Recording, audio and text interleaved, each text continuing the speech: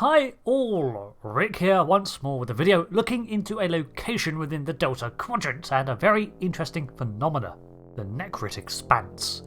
This area of space comprises numerous nebula and other interstellar gases and was encountered by the USS Voyager in 2373, as well as several following episodes as the crew traversed it. When Voyager first arrived in the Delta Quadrant, excluding the caretaker, who is from outside the Milky Way, well, they are the most advanced vessel in the neighbourhood. So, when I talk about the comparative levels of technology in this video, I am doing so in comparison to Starfleet levels. The Nekrit Expanse itself was a simultaneously messy pool of interference and a dull expanse of nothing in places. Crossing it was expected to take a month of travel, and it covered an area of several thousand light years.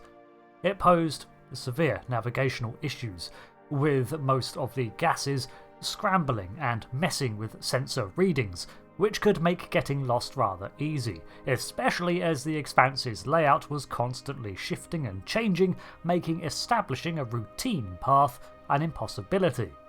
On top of this, the area was plagued by unexpected and rapidly forming electrokinetic storms, electrodynamic turbulence, as well as plasma storms, which were capable of wrecking vessels. Plasma storms are also seen in the twisting columns of fire in the Badlands. The electrodynamics generated by several stars in the Expanse interfered with communications and transporter signals too, and, like the position of the gases itself, drifted from place to place. The difficulty in mapping the Expanse was infamous but not impossible. Maps did exist, but if the shifting nature of the Nekrit's contents was anything to go by, then those maps would have to either be marked stellar bodies that did not drift within its confines too badly, or were up to date enough to be relevant. Navigating by the stars was often the most viable solution, but when surrounded by interstellar clouds, well, often these navigational sites are also obscured. We have the same problem from Earth when gazing into the depths of the Milky Way. On the very edges of the Nekrit Expanse, there was a trading station that dealt in numerous commodities for the nearby mining colonies and vessels preparing to attempt a crossing. This trade point sits before a large interstellar dust cloud of deep purple hues, which marks the northern edge of the Expanse in a very visible barrier, although beyond that there is not guaranteed to be continual nebula. As mentioned, some regions are just voids of nothing but the background interference. As for these nearby mines, well, they may be on planetoids, but we do know of numerous asteroid fields within the Expanse too, so perhaps these are the target of frequent mining.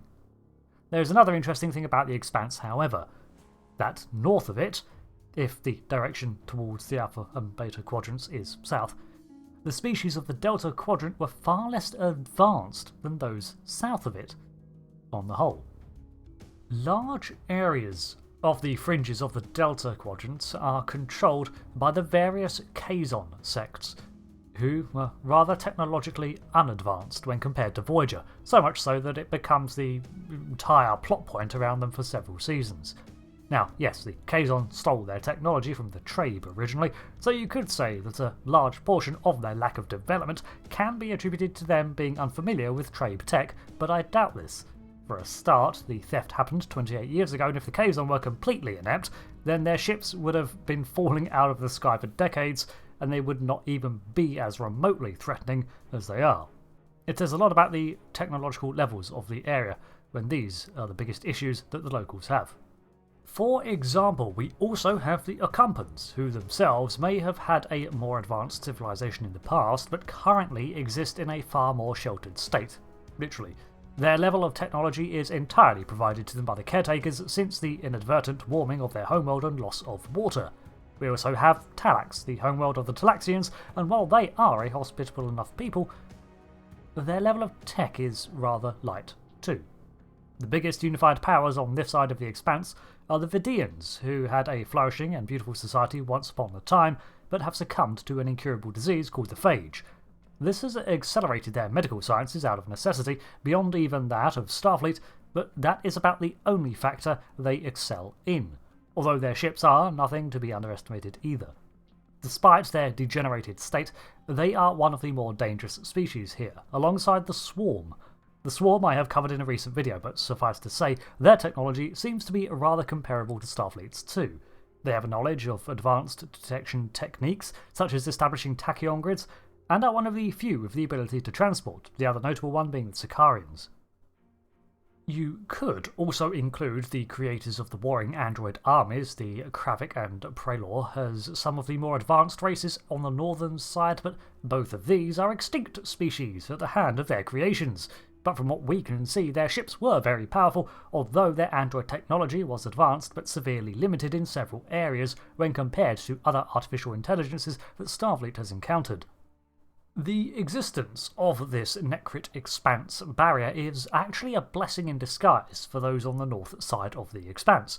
Its difficulty in navigating through it has actually prevented those on the south side from reaching the less advanced powers easily. One of the first threats encountered when passing out of the Nekrit Expanse was in fact the Borg Collective. Well, in this case it was the fledgling Borg Cooperative, but it shows that the Borg had reached as far as the Expanse and attempted to cross it themselves. We learn that a single cube failed to make the crossing, becoming damaged by a storm and severed from the Collective in the attempt. We can suppose that the Borg have not continued to try to travel across the Expanse because, well, why?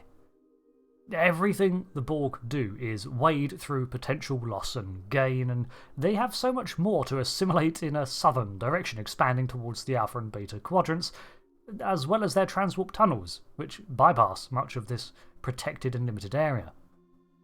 Additionally, most of the technology from the northern side is probably not of interest to the Borg, and they actively consider assimilating the Kazon to be a net negative to their goal of perfection.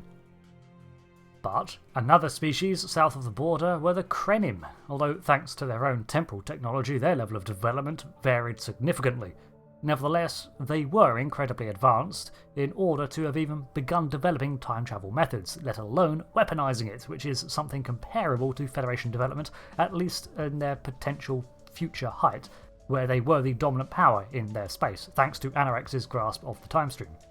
The Vardois were south of this border too, and had uncovered a network of subspace tunnels known to them as the Underspace. These tunnels acted as shortcuts around the Delta Quadrant and bypassed the Expanse, reaching as far as the Talaxian homeworld, where they encountered the ancestors of that species, the Talaxilzae. Now, these Vardois were not as advanced as the other powers on this list, but they did have access to this advantageous network, which allowed them to prey on the weaker species over the Delta Quadrant, effectively bullying them.